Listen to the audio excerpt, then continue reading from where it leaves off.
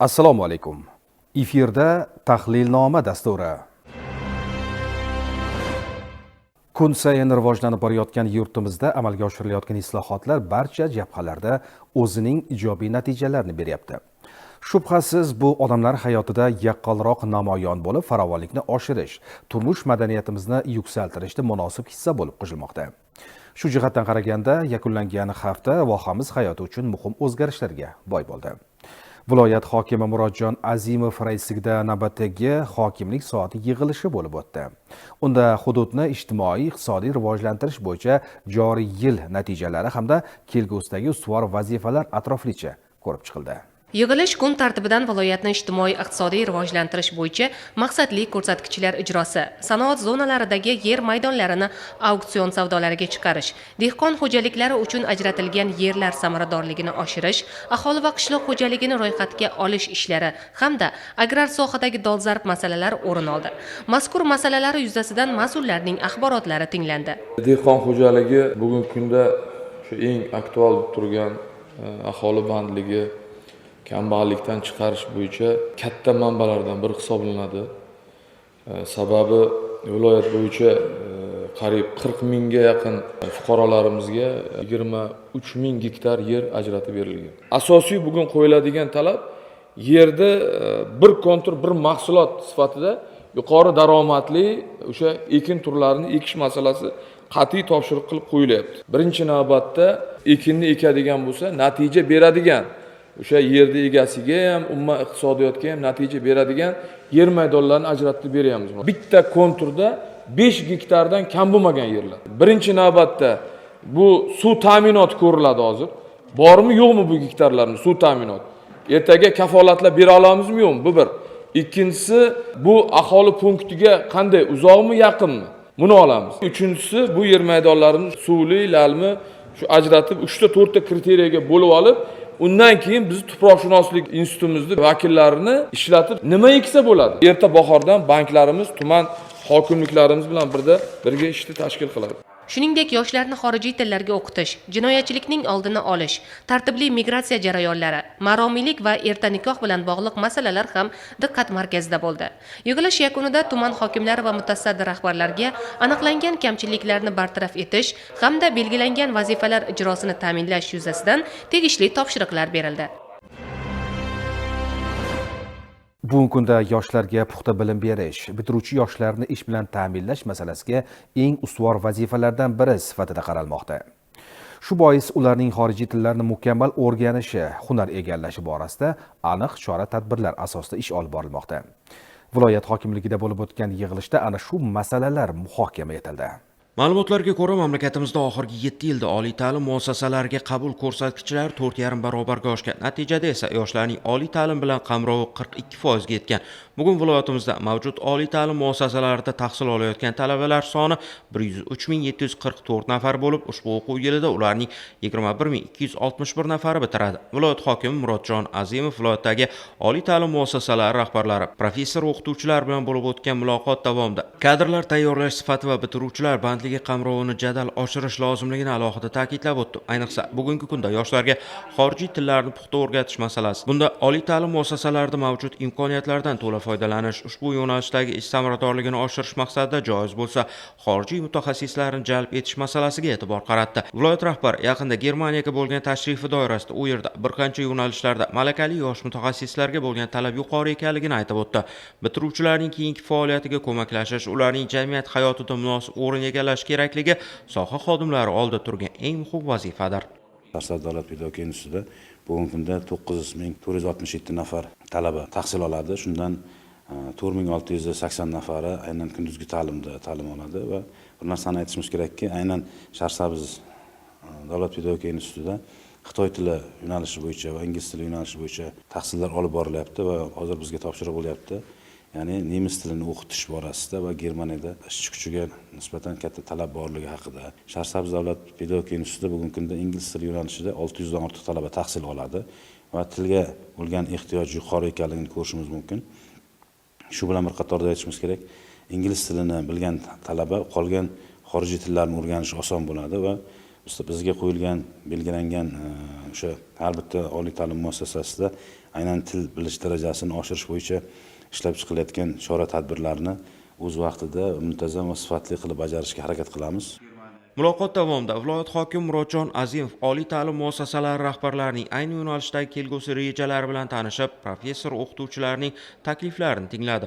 So'z olganlar bu vazifalar ijrosini ta'minlash, bitiruvchilarning bandligiga ko'maklashish va talabalarga xorijiy tillarni o'rgatishning samarali usullaridan foydalanish bo'yicha o'z fikr va mulohazalarini bildirib o'tishdi.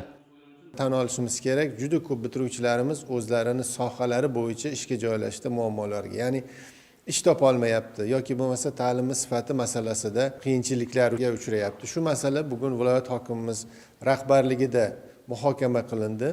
Albatta bu nafaqat birinchidan oliy ta'lim muassasalarida olib borilayotgan ta'lim sifatini yuqori darajaga ko'tarish, ishlab chiqaruvchilar bilan hamkorlikni rivojlantirish. Shu bilan birgalikda oliy ta'lim muassasalarini ham bitiruvchilariga til ko'nikmalarini oshirishimiz kerak.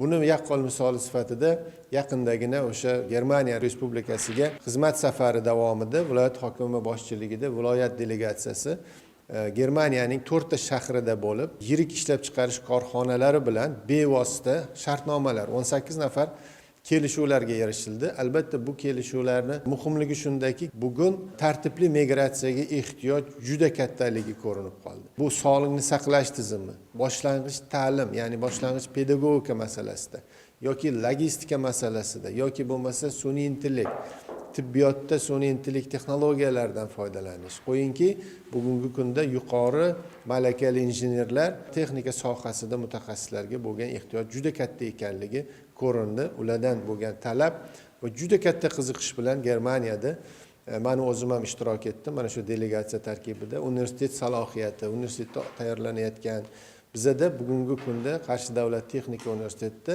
867 nafar talabalarimizga qo'shimcha til o'rganish kurslarini tashkil qilganmiz. Bu nemis va ingliz tilida. Bugungi kunda talabalarimiz til sertifikatiga ega bo'lish, o'zlari qiziqyapti. Kelajakda o'zimizni bitirib chiqayotgan bitiruvchilarimizni hammalarini 100% yuqori maosh to'lanadigan ish bilan ta'minlash oldimizga maqsad qilib qo'ya oldik. Albatta buni kerakli rejalarini tuzdik. O'ylaymanki, kelajakda juda yuqori natijalarni beradi. Yig'ilishda muhokama qilingan masalalar yuzasidan soha mutasaddilari, rektorlar va mas'ullarga amalga oshirilishi lozim bo'lgan vazifalar bo'yicha topshiriqlar berildi. Bugun tadbirkorlik sohasidagi imkoniyatlar yanada kengaymoqda. Ayniqsa yurtimizning qator xorijiy davlatlar bilan o'zaro hamkorligi sohasidagi ko'pgina istiqbolli vazifalarning belgilanishi, xususan investitsiya muhitini yaxshilanishi hamda eksport va import borasida yuqori ko'rsatkichlarga erishishda muhim o'rin tutmoqda. Haftaning muhim voqealaridan biri Qarshi shahrida Germaniyaning to'qimachilik sohasi mas'ullari ishtirokida o'tkazilgan uchrashuv bo'ldi. Tafsilotlar bilan dasturimizni davom ettiramiz. Mamlakatimizda so'nggi yillarda tadbirkorlik sohasining tubdan taraqqiy etayotgani, ulkan o'zgarishlarga yuz tutayotgani soha vakillari uchun qator imkoniyat hamda imtiyozlar eshigini ochmoqda. Chet el investorlarining yurtimizning turli hududlardagi faoliyati, kichik va o'rta biznesni rivojlantirish uchun ajratilayotgan imtiyozli kreditlar, umuman olganda sohadagi barcha istiqbolli vazifalar aholi bandligini ta'minlash, ularning munosib turmush sharoitini yaxshilashda muhim o'rni hamda ahamiyatini namoyon etmoqda. Qarshi shahrida O'zbekiston Savdo-sanoat palatasi Qashqadaryo viloyat hududiy boshqarmasi tashabbusi bilan Germaniyaning sanoat hamkorlik bo'yicha vakili Silvia Jungbauer xonim hamda xalqaro ekspert Sven Eriskat ishtirokida viloyatning to'qimachilik sohasidagi buguni, taraqqiyot hamda istiqbollari xususida uchrashuv o'tkazildi. Unda dastlab vohaning ip kalabi mahsulotlari ishlab chiqarishdagi o'rni va ahamiyatini namoyon etuvchi videorolik namoyish etilib, bu borada ishtirokchilar o'z fikr hamda mulohazalarini bildirishdi. Ushbu loyiha 2028-yilgacha amalga oshiriladi. Ushbu loyihani amalga oshirishda asosiy maqsad Qashqadaryo viloyatidagi tekstil korxonalarimizni Yevropa bozoriga chiqishlari uchun tayyorlash, umuman mahsulotlarni o'sha Yevropa standartlari darajasida tayyorlash, ularga shu sertifikatlar olib berishda ko'mak ko'rsatish, umuman Germaniyani mashhur brendlarni O'zbekistonning Qashqadaryo viloyatiga olib kelgan holatda bizning Qashqadaryo viloyatida faoliyat yuritadigan korxonalar bilan birgalikda ishlarni amalga oshirishlari orqali mahsulotlarimizni eksportini ko'paytirishdan iborat. Uchrashuvga taklif etilgan to'qimachilik sohasida faoliyat olib borayotgan tadbirkorlarga muhim tavsiya hamda maslahatlar berildi. Shuningdek, viloyatning bu boradagi eksport salohiyatini oshirish, ishlab chiqarilayotgan mahsulotlarni jahon hamda Yevropa bozorlariga chiqarishda yaqindan yordam berish muhim omillardan ekani aytildi. Meine Organisation insgesamt Biz O'zbek tekstil to'qimachilik va tikuv trikotaj uyushmasi bilan hamkorlikda muvaffaqiyatli loyihani amalga oshirib kelmoqdamiz. Ushbu loyiha Germaniya va O'zbekiston to'qimachilik hamda tikuv trikotaj korxonalari o'rtasidagi savdo aloqalarini rivojlantirishga qaratilgan, ya'ni eksport hajmini oshirishi va mahsulotlar sifatini yanada yaxshilash asosiy maqsad hisoblanadi. Shu yo'nalishda so'nggi 3 yil davomida ko'plab o'quv-trening dasturlari tashkil etildi. Loyihaning dastlabki sinov hududi Farg'ona vodiysi bo'ldi. Navbatdagi pilot hudud sifatida esa Qashqadaryo viloyati tanlandi. Bu yerda faoliyatimizni boshlaganimizdan juda mamnunmiz. Mahalliy korxonalar bilan o'tkazilgan ilk uchrashuv juda samarali bo'ldi. Jonli muhokamalar, ko'plab foydali taklif va g'oyalar bildirildi. Shuningdek, viloyat hokimining ayni shu masalalarda bizni qo'llab-quvvatlagani ham juda quvontirdi. Umuman olganda, biz Qashqadaryo bilan hamkorlik aloqalarini kengaytirganimizdan juda mamnunmiz. Ma'lumot o'rnida shuni ta'kidlash lozimki, Qashqadaryo viloyatida hozirda 20 ta to'qimachilik korxonasi mavjud bo'lib, 2025-yilda ushbu korxonalar tomonidan 250 million dollarlik mahsulotlar Rossiya, Xitoy, Pokiston, Italiya hamda Turkiya singari ko'plab rivojlangan davlatlarga eksport qilingan. 2026-yilda esa ushbu eksport hajmini yanada yuqori darajaga oshirish maqsad qilinyapti.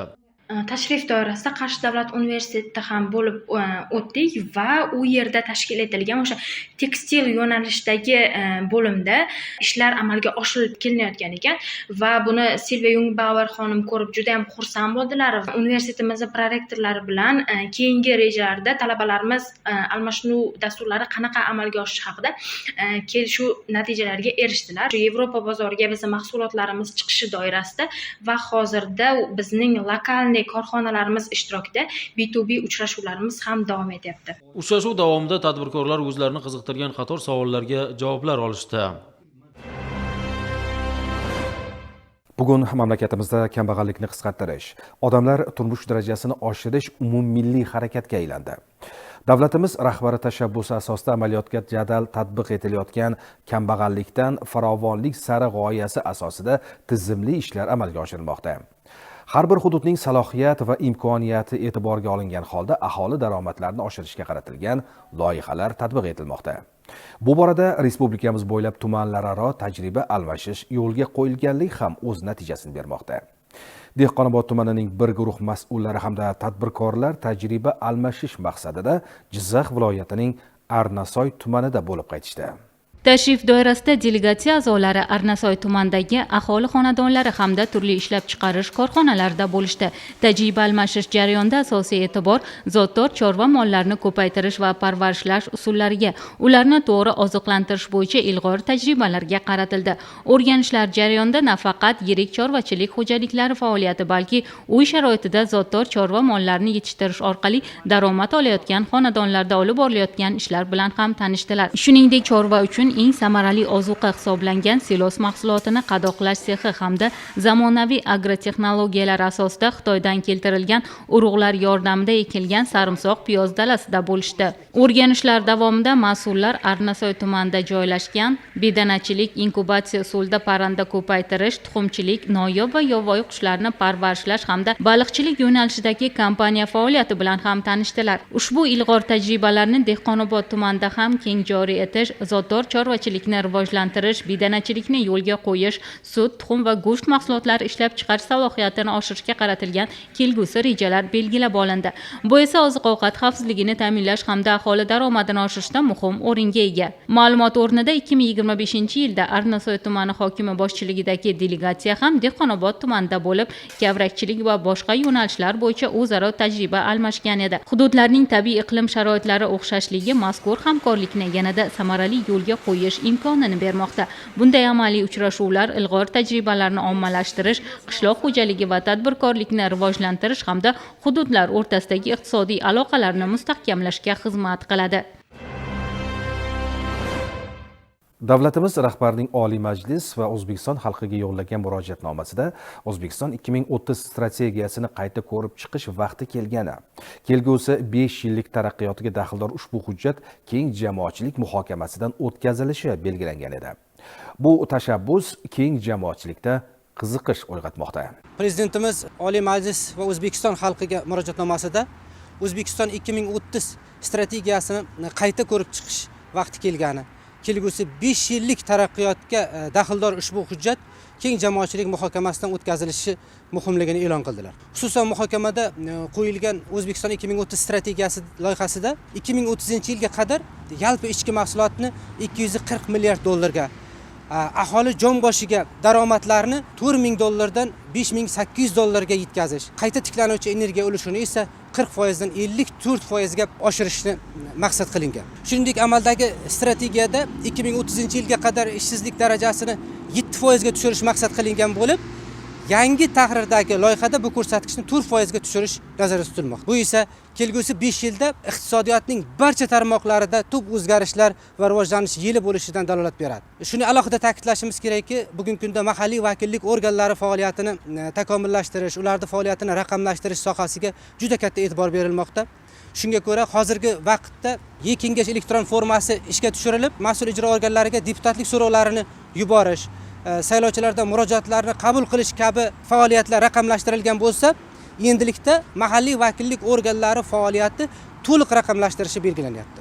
Shu bilan birga mahalliy kengashlarning faoliyat samaradorligini oshirishga qaratilgan qonunchilik hujjatlarini ham takomillashtirish nazarda tutilmoqda. Mazkur maqsadlarni amalga oshirish bo'yicha hozirda jamoatchilik muhokamasiga qo'yilgan 2026-yil davlat dasturi loyihasida fuqarolik jamiyat institutlarini yanada rivojlantirish, bu borada teng imkoniyatlarni yaratilishga qaratilgan muhim vazifalar belgilanmoqda. Xususan, fuqarolik jamiyat institutlariga muloqot maydoni yaratish, ularni faolligini munosib rag'batlantirish, xayriya tashkilotlari va jamg'armalarni jamoatchilik oldidagi hisobdorligini oshirish va nodavlat sektorda faoliyat yuritayotgan yosh istiqbolli kadrlarni qo'llab-quvvatlash masalalariga alohida e'tibor qaratilmoqda.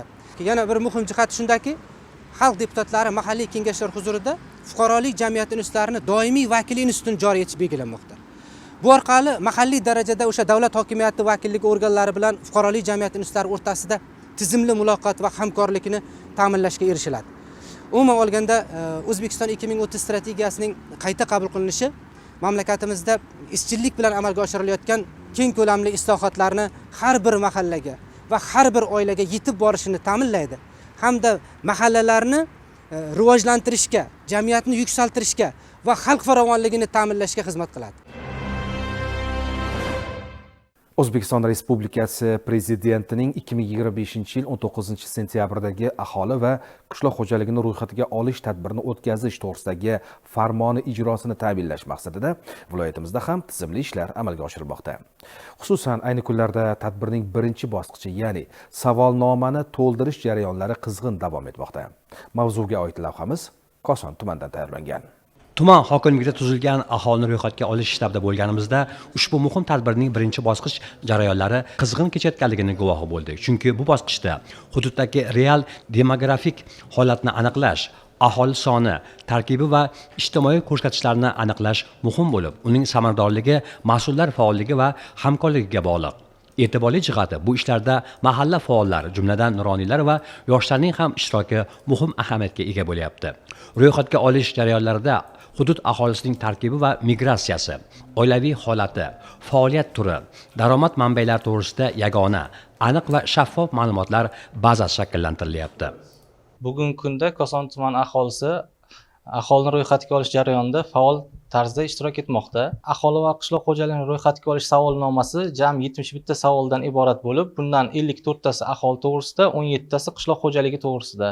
Bugungi kunda Koson tumanining aholisi 324.927 nafarni tashkil etadi. Ro'yxatga olish davomida hududlarda qishloq xo'jaligi yerlaridan foydalanish holati, chorva mollari va parrandalar soni aniqlanadi. Bu orqali qishloq xo'jaligiga yo'naltirilayotgan yillik byudjet mablag'larining samaradorligi, sohadagi xizmatlar hajmi va oziq-ovqat xavfsizligini ta'minlash uchun zarur ma'lumotlar yaratiladi. Eng muhimi, ro'yxatga olish faqat raqamlar yig'ish emas, balki fuqarolarning turmush darajasini yaxshilashga xizmat qiladigan muhim qarorlar qabul qilish uchun ham asos bo'ladi.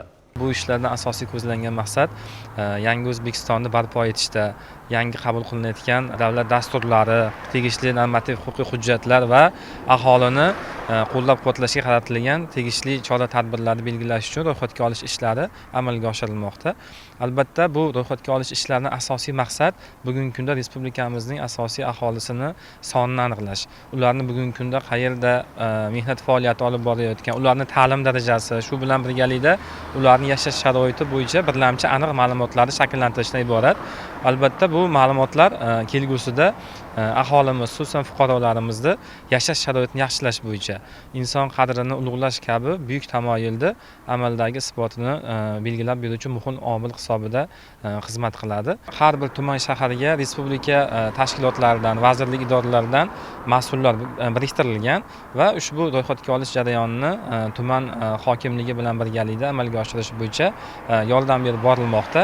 Xususan Koson tumanida ham ushbu jarayon juda ham ilg'or tashkil qilingan. Tuman hokimligi tomonidan mahallalardagi yettitlik vakillari, mahalla faollari ishtirokida onlayn tarzda ro'yxatdan o'tish ishlari amalga oshirilmoqda. Ro'yxatga olish natijalari davlat boshqaruvi va samaradorligini oshirishga, aholi uchun qulay shart-sharoitlar yaratishga va ijtimoiy siyosatni adolatli shakllantirishga xizmat qiladi. Shuningdek, aholi va qishloq xo'jaligini birga ro'yxatga olish moliyaviy tejamkorlikka hamda zamonaviy statistika tizimini yaratishda ham zamin yaratadi. Yoshlarning ma'naviy salohiyatini oshirish, ularni yot g'oyalardan asrash borasidagi samarali hamda tizimli ishlar bugungi kunning asosiy masalalaridan sanaladi. Ayni paytda muddatli harbiy xizmatni o'tayotgan harbiylar uchun ham sohada olib borilayotgan keng ko'lamli islohotlar ularni ma'nan sog'lom, jismonan barkamol etish yo'lidagi muhim qadamlardan bo'lmoqda. Respublika Ma'naviyat va ma'rifat markazi rahbari Otabek Hasanov Qashqadaryoga xizmat safari davomida Janubiy G'arbiy maxsus harbiy okrugida bo'lib, harbiy xizmatchilar bilan uchrashdi. Muxbirimizning hozirgi lavhasi shu haqda. Ushbu uchrashuv munozaraga boy, muloqot tarzida o'tgani bilan ahamiyatli bo'ldi. Unda Respublika Ma'naviyat va ma'rifat markazi rahbari harbiy xizmatchilar bilan ochiq hamda samimiy suhbat qildi. Ularning taklif hamda muammolarini tingladi. O'z navbatida mard va jasur o'g'lonlarni muhim yangiliklar, sohadagi o'zgarish hamda imkoniyatlar bilan yaqindan tanishtirdi. Davlatimiz rahbari tomonidan tizimda olib borilayotgan keng ko'lamli islohotlar, xususan harbiy xizmatchilarni nafaqat jangovar, qolaversa ma'naviy jihatdan ham barkamol insonlar yetib tarbiyalash borasidagi ezgu ishlar o'zining amaliy natijasini ko'rsatmoqda. Shu kabi fikr hamda mulohazalar yoshlarga aniq misollar asosida tushuntirildi. Aynan yoshlarimiz o'rtasida vatanparvarlikni, vatanga bo'lgan muhabbatni yana ham ko'paytirish, ya'ni yoshlarimiz o'rtasida ma'rifatni rivojlantirish bo'yicha juda ham ko'plab ma'lumotlarga ega bo'ldik. Yoshlarimizni g'oyaviy jangchi sifatida tarbiyalash bo'yicha asosiy g'oyalarni yetkazish asosida tashkillashtirildi. Milliy armiya ona yurt qalqoni, tinchligimiz posboni mavzusidagi ma'naviy ma'rifiy uchrashuv chin ma'noda yoshlar uchun esda qolarli bo'ldi. O'zbekiston Respublikasi Prezidenti, Qurolli Kuchlar Oliy bosh qo'mondoni Shavkat Mirziyoyev raisligidagi Xavfsizlik kengashining kengaytirilgan yig'ilishida belgilangan mamlakatimiz harbiy xavfsizligi va mudofaasini mustahkamlash masalalari xususida so'z bordi. Aytish mumkinki, ushbu muloqot davlat rahbarining harbiy jangovar salohiyat va yuksak ma'naviy salohiyat O'zbekiston qurolli kuchlarining ikki buyuk tayanchiga aylanishi zarur degan fikrlarga hamohang ekanligi bilan ahamiyatli bo'ldi. Uchrashuv yakunida ishtirokchilar o'zlarini qiziqtirgan qator savollarga javoblar olishdi.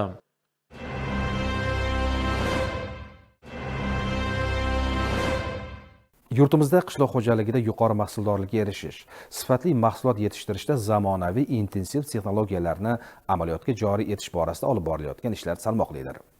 Davlatimiz rahbarining 2025-yil 9-dekabrdagi paxtachilik va g'allachilikda hosildorlikni oshirish uchun yuqori samarador intensiv agrotexnologiyalarni qo'llashning qo'shimcha chora-tadbirlari to'g'risidagi qarori aynan shu maqsadlarga xizmat qilmoqda. Bugun har bir sohada o'sish va rivojlanish ko'zga tashlanyapti. Albatta bu amaldagi islohotlarning samarasi. Agrar tarmoqda joriy etilayotgan zamonaviy intensiv agrotexnologiyalar paxta, g'alla va boshqa qishloq xo'jaligi ekinlaridan ko'zlangandan ziyod hosil yetishtirish imkonini bermoqda. Qarshi tumanida tashkil etilgan ko'rgazmali seminarda shu jihatlarga e'tibor qaratildi. Asosan paxtachilikda 50 sentner, g'allachilikda hosildorligini 100 sentnerga yetkazish bo'yicha fikrlashildi. Har bir tumanda demak hozir chet eldagi investitsiyalar kelib turib, mana ko'rsatdi, ekmagan tumanlar ham joylarga borib turib, ekilgan joylarni hammalari nima deydi, borib o'rgandilaring, ko'rdilaring, demak qandaydir holatda mana shu bizning viloyatda tajriba hosil bo'lishi. Ko'rgazmali seminarda ilg'or xorijiy tajribalar asosida ish yuritish lozimligi aytildi. Buning uchun davlat tomonidan moliyaviy qo'llab-quvvatlash mexanizmlarini kengaytirishga e'tibor qaratilayotganligi ta'kidlandi. Shuningdek, paxta hosildorligini oshirishda ilm-fan va innovatsiyalarga asoslangan yangi yondashuvlarni qo'llash asosiy maqsadlardan biriga aylangan. Shu kuni Chigit Qadashda zamonaviy iqtisodiy tejamkor agregatlardan foydalanishning ahamiyati diqqat-e'tiborda bo'ldi. Prezidentimiz bir doim yaqqol bir so'zlarda gapiradi, ilm bilan yondash, ilm bilan ishla, ilm bilan hosil olishni mana bizga ko'rsatib berdilar. Sababi mana g'allani 100 sentrga, paxtani 50 sentrdan yuqori olish bo'yicha tavsiyalarni shu qarorimizda mukammal ko'rsatib o'tirdi. Qayerdan kreditini olish, qayerdan texnikalarni olish, mana Xitoyning Sinjan usulida paxta ekish. Oldingi davrlarda masalan bir paganometrda 6 ta 7 ta ko'chat qoldirilib 30 sentr olsa xursand bo'lib berardi. Mana o'tgan yili mana shu narsani ko'zida o'zimiz guvohida bo'ldik. Eng kami 56 dan 70 sentr 80 sentrgacha ham oldi odamlar. Dehqonlarimiz mana shu 76-10 sxemaga o'tib oddiy usulda 160 ta 180 tagacha ko'chat qoldiradi. Agar qo'sh qator ekiladigan bo'lsa 260 tagacha 2 barobar qarang. Hosildorlikning oshishi tabiiy ko'chat sonidan kelib chiqadi. Hosildorlik yuqori va agrotexnik tadbirlarni vaqtida o'tkazish uchun eng zamonaviy o'sha 76 qatorlar orasiga ishlaydigan texnika traktorlarni olib kelganmiz. Mana 3 g'ildirakli traktorimiz, 4 g'ildirakli traktorimiz va zamonaviy yangi avlod avtomat korobka, pol avtomat korobka traktorlarimizni fermerlarga taqdim etdik, taqdimotini qildik. Fermerlarimiz texnikani ko'rib qiziqish bildirishdi. O'ylaymizki, shu Qashqadaryo viloyatiga hosildorligi oshirish maqsadida eng ilg'or, eng yangi zamonaviy texnikalar bilan ta'minlab beramiz. Ushbu seminarda jamg'armamiz tomonidan viloyatimizda yaqinda sotib olishi rejalashtirilayotgan tashabbuskor fermerlarning ro'yxati shakllantirilib, 76-10 sxemada Xitoy usulida ekadigan selkalarni lizing asosida jamg'armamiz mablag'lari hisobidan olish rejalashtirilmoqda. Buning natijasida ushbu fermerlarimizning oladigan daromadlari oshib, birinchidan mahsulotni ko'p yetishtirishadi. Ikkinchidan shu yetishtirgan mahsulot hisobidan fermerlarimizning daromadi oshib, ularning moddiy texnika bazalari yanada mustahkam bo'ladi va olingan mahsulot hisobidan ko'proq ishlab chiqarish, bozorlarning arzon bo'lishiga hissa qo'shadi. Hozirgi kunda joriy qilinayotgan 76 qo'sh qator sxemasida ekadigan pnevmatik selka hisoblanadi. Yakka qator selkalardan farqi buni qo'sh qatorni ko'chat soni ko'pligini evaziga unumdorlikni oshirish maqsad. Buni afzallik taraflaridan bittasi yana mexanikaga qaraganda yuqori aniqlikda ekishligi. Qancha chuqurlikka ekishi hammasi rostlanishi bo'yicha zamonaviy elektron sxemalarga ham ega. O'shalar bilan bemalol traktor ichida ko'rsatkichlarda ko'rgan holatda yuqori unumdorlikka erishishga juda katta yordam beradigan selka. Hozirgi kunda juda ko'p keng ommalashayotgan selkamizdan. Ko'rgazmali seminarda viloyat qishloq xo'jalik boshqarmasi mutasaddilari, O'zagro inspeksiyaning viloyat boshqarmasi mas'ullari, sohaga aloqador idora va tashkilot hamda qishloq xo'jalik korxonalari mutaxassislari, ilg'or fermer xo'jaliklari raislari qatnashdi. Ko'rgazmadagi zamonaviy qishloq xo'jalik texnikalari va ekish agregatlari haqida yetarli tushuncha va ma'lumotlar berildi. Siz tahlilnoma dasturi bilan tanishdingiz. Yangi ish haftasi barchaga omadli va barokatli kelsin. Yana efir orqali uchrashguncha xayr. Salomat bo'ling.